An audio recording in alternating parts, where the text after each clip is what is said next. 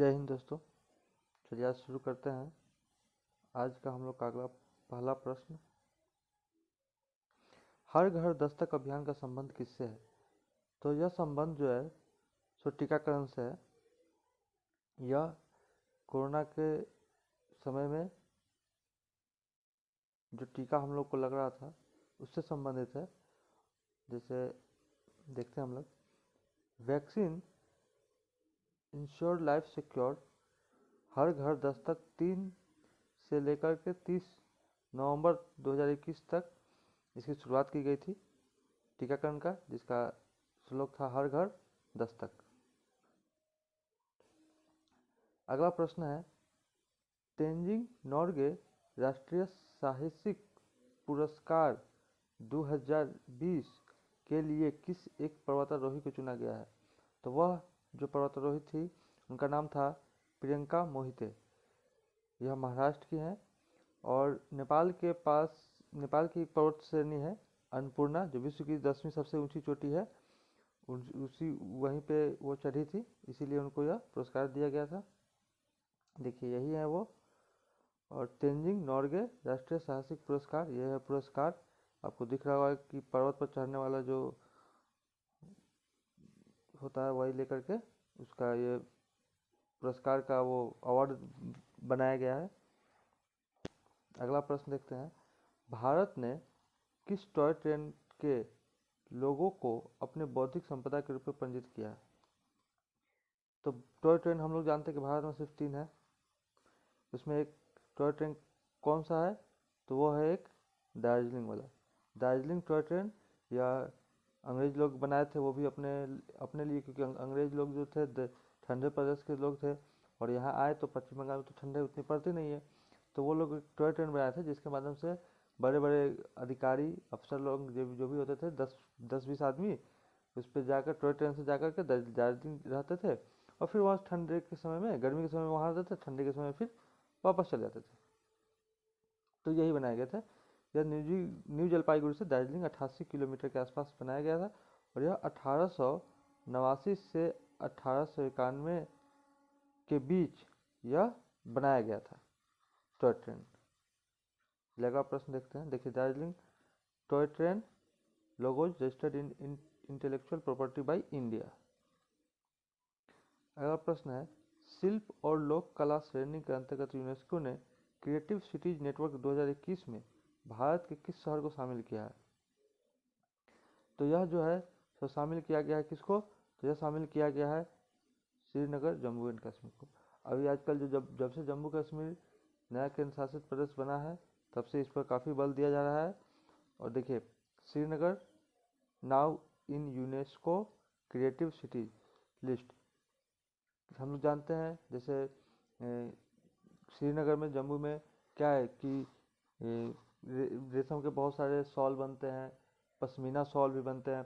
तो वो हाथ के जो भी क्राफ्ट हुआ करते थे, ये जो फोटो हम लोग देख रहे हैं हैंडक्राफ्ट, ये सभी इन्हीं सभी चीज़ों के लिए ही जो है यूनेस्को ने इनको शामिल किया है श्रीनगर को। अगला प्रश्न देखते हैं, कर्मियों के मानसिक तनाव को दूर करने के लिए चौपाल कार्यक्रम शुरुआत करने का फैसला किसने लिया है? तो यह लिया है सीआरपीएफ ने। यह क्या है कि मानसिक रूप से यह सभी जो भी तनाव होती है उनको दूर करने के लिए क्या किया गया, जो भी छोटे बड़े अधिकारी जो भी है सभी लोग एक जगह बैठ करके और दो सभी आपस में जो भी जैसे परिवार की तरह सुख दुख जैसे बात करते हैं उस तरह से बात करके और आपस में एक दूसरे से इस तरह से घुल मिल कर रहेंगे कि उनको तनाव का महसूस ना हो। जैसे देखिए, जवानों को तनाव से दूर करने के लिए सीआरपीएफ शुरू की गई चौपाल। इसमें देख रहे हैं बड़े बड़े अधिकारी, छोटे सिपाही जो भी है सभी लोग बैठ करके अपन में जो भी हो किसी भी मुद्दे पे किसी भी बात पे आपस में सभी लोग बात करते हैं।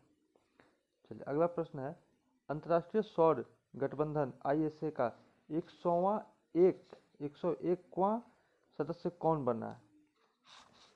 तो वह बना है कौन? अमेरिका। नवंबर में बना है अमेरिका।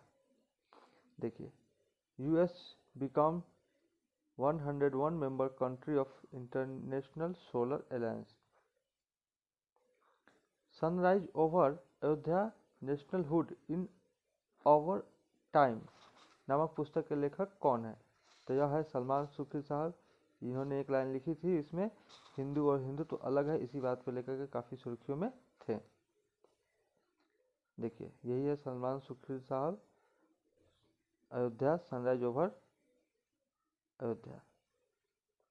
अगला प्रश्न है, सीमा सड़क संगठन किस राज्य में विश्व की सबसे लंबी द्वि-लेन सड़क सुरंग सेला सुरंग का निर्माण कर रहा है? तो यह जो है सो यह कर रहा है कौन सा देश, कौन सा राज्य? अरुणाचल प्रदेश। 317 किलोमीटर। देखिए यही है world longest bi island road Sela tunnel to bolster security on the China border. China के सीमा के आसपास तवांग से लेकर के, और यह यहाँ इसी रास्ते से होते हुए, यहाँ सेला पास है, सेला दर्रा भी है, से होते हुए बनाया जा रहा है। चलिए अगला प्रश्न की ओर देखते हैं। नवंबर 2021 में किस कंपनी ने देश का अब तक का सबसे बड़ा इनिशियल पब्लिक ऑफरिंग आईपीओ जारी किया है? तो यह हम सभी लोग जानते हैं कौन है, पेटीएम। अब पेटीएम के सीईओ कौन है? तो वह है विजय शेखर शर्मा।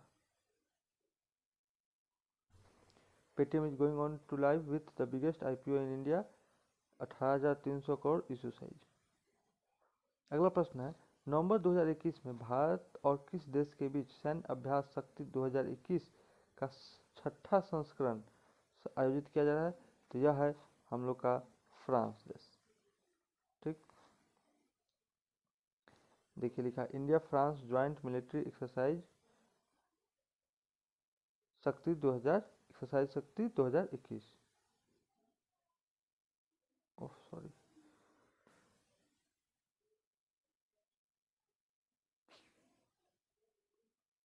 अगला प्रश्न, निम्नलिखित में से सुमेलित नहीं है।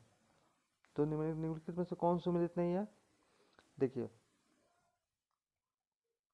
बांदीपुर कर्नाटक में है। राष्ट्रीय उद्यान नेशनल पार्क के बारे में पूछ रहा है, तो बांदीपुर कर्नाटक में है, राजा जी उत्तराखंड में है, सिमलीपाल उड़ीसा में भी है। फिनलैंड कहाँ है? तो फिनलैंड जम्मू कश्मीर में नहीं है, यह हिमाचल प्रदेश में है। ठीक, फिनलैंड, फिनलैंड नहीं। देखिए इसमें हम लोग को बहुत सारे दिखेंगे।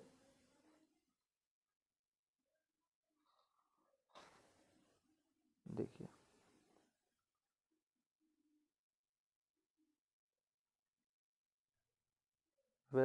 वैली ऑफ फ्लावर उत्तराखंड में है, great Himalaya, Hemis high.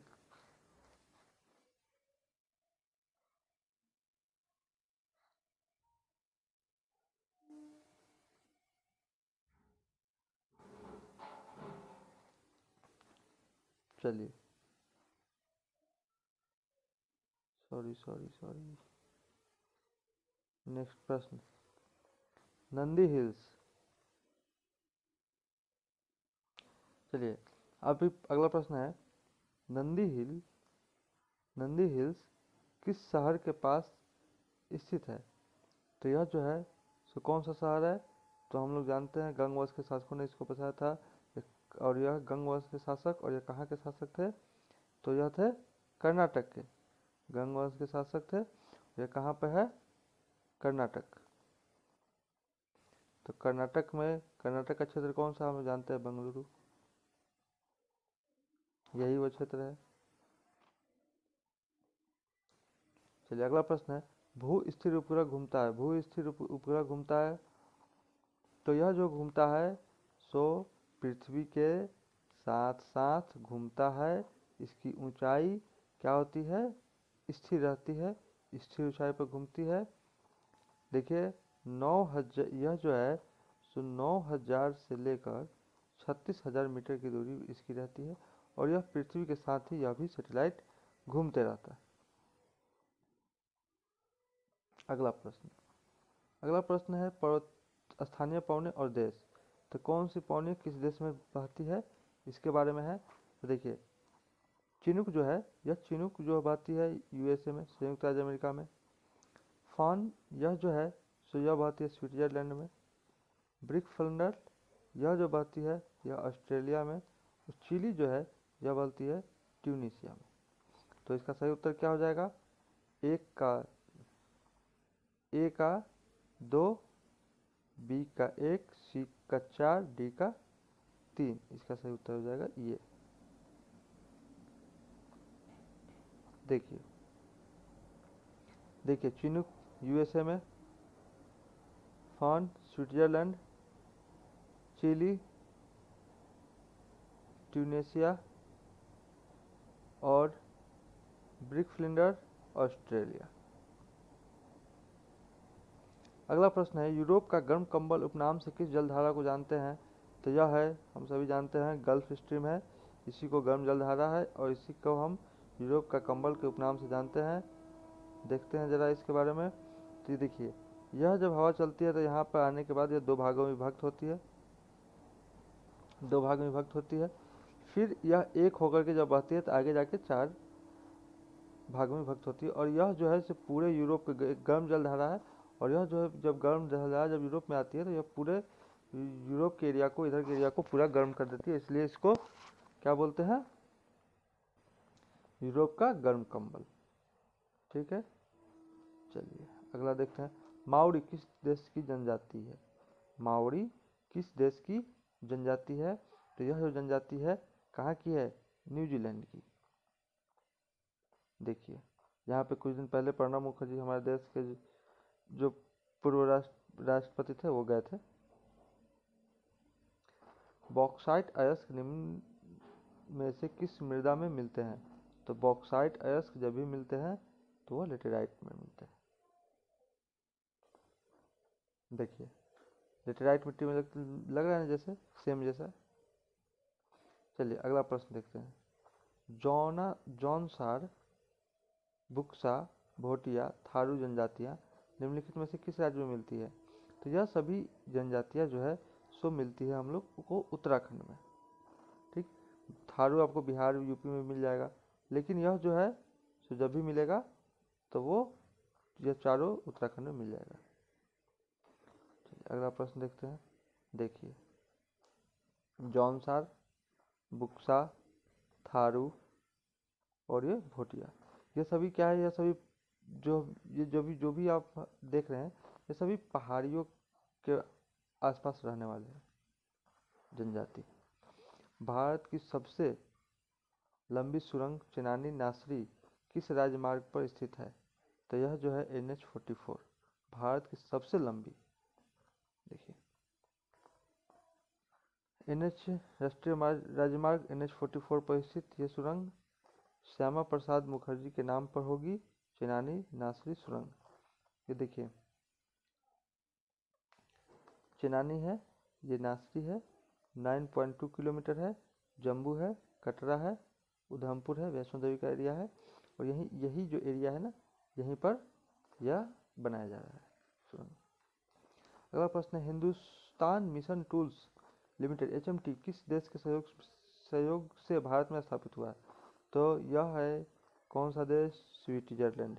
Switzerland हम लोग जानते हैं कि घड़ी के लिए, स्विट्स बैंक के लिए काफ़ी प्रसिद्ध है, जाना जाता है। देखिए HMTX machine tools limited, Hindustan machine tool HMTX government owned company was to fulfil two aspects. One is the make use of RS 40,000 million was established in the year 1953 Bengaluru with the collaboration of Switzerland. यह जो है बेंगलोर में इसकी company स्थापित की जा रही है। भारत, अगला क्वेश्चन देखिए, पॉलिटी का क्वेश्चन है, राज्यसभा को भंग करने का अधिकार किसे है? तो हम लोग जानते हैं राज्यसभा कभी भंग हो ही नहीं सकता। यदि किसी राज्य की विधानसभा का अध्यक्ष पद त्यागना चाहे तो उसे अपना पद देना चाहिए। तो राज्यसभा का सदस्य अगर कभी भी देगा तो वह किसको देगा? उपाध्यक्ष को। अगला प्रश्न, भारत के उपराष्ट्रपति के संबंध में कौन सा कथन असत्य है? तो इनकी योग्यता प्राप्त करने के लिए प्रत्याशी की आयु कम से कम 35 वर्ष होनी चाहिए। बात तो सही है। उपराष्ट्रपति राज्यसभा का सभापति होता है, बिल्कुल बात सही है। उपराष्ट्रपति का चुनाव भारत के राष्ट्रपति करता है, गलत। भारत के प्रथम एस राधाकृष्णन, सही। तो इसका उत्तर हो जाएगा सी। अगला प्रश्न, यदि भारत के राष्ट्रपति का चुनाव में से कोई विवाद है तो उस विवाद को सौंपा जा सकता है भारत के महाधिवक्ता को, संसद को, सर्वोच्च न्यायालय को। अगला प्रश्न, किसी राज्य में आरंभ में राष्ट्रपति शासन की अवधि होती है, तो कहीं भी राष्ट्रपति शासन लगती है तो सबसे पहले लगती है कितने दिन के लिए? तो ज़्यादा दिन नहीं, मात्र 6 महीने के लिए, आर्टिकल अनुच्छेद 356 के तहत। संयुक्त राज्य अमेरिका के केंद्रीय विधानमंडल को क्या कहते हैं? तो हम जानते हैं कांग्रेस कहते हैं। संविधान के किस अनुच्छेद में वयस्क को मान्यता दी गई है? तो वयस्क को मान्यता दी गई है किसमें? अनुच्छेद 325 में। अब हम लोग ये भी बात जानते हैं कि अब लड़की के साथ विवाह का उम्र 18 वर्ष से कितना कर दिया गया? 21 वर्ष। संविधान के अनुच्छेद 26 में धार्मिक कार्यों के प्रबंधन की स्वतंत्रता पर किस आधार पर प्रतिबंध लगाया जा सकता है? जिसका मात्र 3 ही है, एक है लोक व्यवस्था, एक है सदाचार और तीसरा स्वास्थ्य। इसका आंसर हो जाएगा 1, 4, 5। इसका आंसर हो जाएगा 1, 4, 1, 4 और 5। कहाँ है 1, 4, 5? ये वाला। संविधान के अनुसार इनमें से राष्ट्रपति की विधायी शक्ति कौन सी नहीं है? तो इसकी विधायी शक्ति कौन सी नहीं है? संसद का सत्र आयोजित करना, संसद का सत्तावसान करना, संसद की बैठक स्थगित करना, ये नहीं है शक्ति। ठीक, चलिए अगला प्रश्न देखते हैं। मिश्रित अर्थव्यवस्था का अर्थ, जहाँ कृषि और उद्योग दोनों को समान महत्व दिया गया जाता है, जहाँ राष्ट्रीय अर्थव्यवस्था में सामाजिक नीति के क्षेत्र का विद्यमान हो, जहाँ राष्ट्रीय अर्थव्यवस्था में भूमंडलीकरण की प्रक्रिया भारी मात्रा में स्वदेशी को प्रभावित करता हो, जहाँ आर्थिक निर्णय और विकास के केंद्र राज्यों की समान भागीदारी हो। तो इसका आंसर हो जाएगा ये, जहाँ राज्य व्यवस्था राष्ट्रीय अर्थव्यवस्था में। चलिए अगला हम लोग का प्रश्न है कि भारत के निम्नलिखित क्षेत्रों में से कौन सा एक क्षेत्र बचत में सर्वाधिक योगदान करता है? तो वह है घरेलू क्षेत्र। ठीक, अगला प्रश्न देखते हैं हम लोग। अगला प्रश्न क्या कहता है कि मानव विकास सूचकांक एक आयाम निम्नलिखित में से कौन सा नहीं है? तो वह है एक दीर्घ और स्वस्थ जीवन, ज्ञान, बैंकिंग एवं अन्य वित्तीय व्यवस्थाओं तक पहुंच, जीवन का एक समुचित स्तर। तो उसका आंसर हो जाएगा सी, यह नहीं है बैंकिंग और अन्य वित्तीय संस्थाओं तक पहुंच। ठीक, अगला प्रश्न देखते हैं। यह विचार की भविष्य में किसके बारे में कहा गया है? भारतीय नियोजन में वस्तुओं से अधिक ध्यान व्यक्तियों पर देना चाहिए। यह कथन किसका था? यह वक्तव्य व्यक्त किसके द्वारा किया गया था? तो यह व्यक्ति थे अमर्त्य सेन द्वारा। ठीक, अगला प्रश्न, निम्नलिखित अंग्रेजों में से किसे जहांगीर ने खान की उपाधि से सम्मानित किया था? तो वह व्यक्ति थे विलियम हॉकिंस। दिल्ली सल्तनत का सर्वाधिक विद्वान शासक जो खगोलशास्त्र, गणितज्ञ, आयुर्विज्ञान सहित अनेक विद्याओं में माहिर था, वह व्यक्ति कौन था? मोहम्मद बिन तुगलक। 35 का सी। 36, मोहम्मद गोरी किस दास ने बंगाल एवं बिहार पर विजय किया? बख्तियार खिलजी, इसके नाम से बिहार में एक जगह भी है। निम्नलिखित में से किस नदी को ऋग्वेद में मातेत्मा, देवीत्मा और नदीत्मा संबोधित किया गया है? तो वह नदी है सरस्वती नदी। कहा जाता है कि यह नदी हिमाचल प्रदेश से निकलती है, फिर पंजाब, फिर हरियाणा होते हुए फिर राजस्थान होते हुए जाती है। ऋग्वेद काल में निष्क शब्द का प्रयोग एक आभूषण के लिए होता है, किंतु परवर्ती काल में उसका प्रयोग किस अर्थ में हुआ? तो इसका उत्तर हो जाएगा सिक्का। दिल्ली का सुल्तान जो दान दक्षिणा के बारे में काफी ध्यान रखता था और इसके लिए एक विभाग दीवान ए खैरात स्थापित किया गया, वह था फिरोज तुगलक। 40 अकबर ने जिस मनसबदारी प्रणाली को लागू किया वह देश में प्रचलित प्रणाली से उधार ली गई थी। तो इसका सही उत्तर हो जाएगा सी, मंगोलिया। पचे हुए पोषक पदार्थों का अवशेषण मुख्यतः होता है। तो पोषक पदार्थों का अवशोषण कहाँ पे होता है? तो छोटी आंत में। देखिए कहाँ है छोटी आंत? इस तरह से भोजन खाए मुख के माध्यम से यहाँ आया, अमाशय में, अमाशय से फिर पाचन होते होते होते इस तरह से हम लोग का होता है। 42 का क्वेश्चन कहता है इनमें से कौन सा अंग हार्मोन का स्रावन नहीं करता है? इनमें से कौन सा अंग हार्मोन का स्रावन नहीं करता है? तो वह है बी, प्लीहा और जिगर। जिगर मतलब लीवर।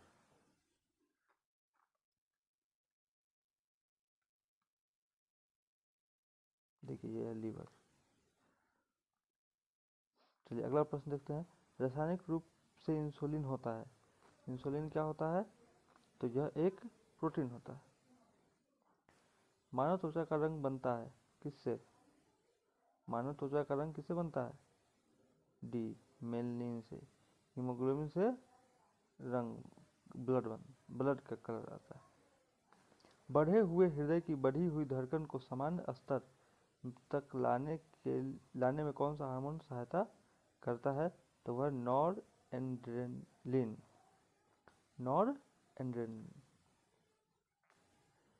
डीएनए से डीएनए निर्माण की प्रक्रिया क्या कहलाती है?